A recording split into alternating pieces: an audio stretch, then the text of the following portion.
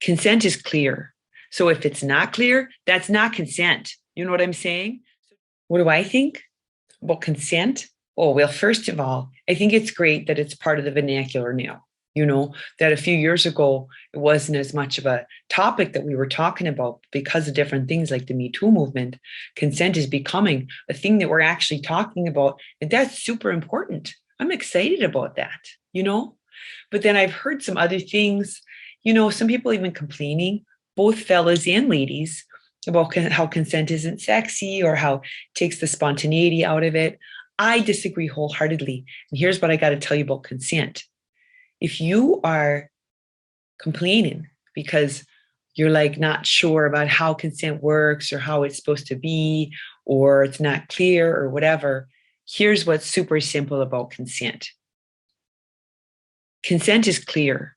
So if it's not clear, that's not consent. You know what I'm saying? So don't think that it's confusing or whatever, because consent is real clear. It's forcing us to have better communication in general and about sex. That's a bonus. That's a really good thing. We need that because we've been in such a repressed, puritanical based, whatever culture that we haven't really had good communication about consent and sex. That's really ubiquitous and we need that more, So if you're ever in any question about consent, if you're not sure if it's not clear because of alcohol or because of mixed messages or whatever, that's not consent. And here's the other thing that's really important. When the consent is full and 100%, and it's the whole body, yes, all the parts, sex is phenomenal. It's just the most divine thing. It might be more divine than food or cheesecake. And I really love food.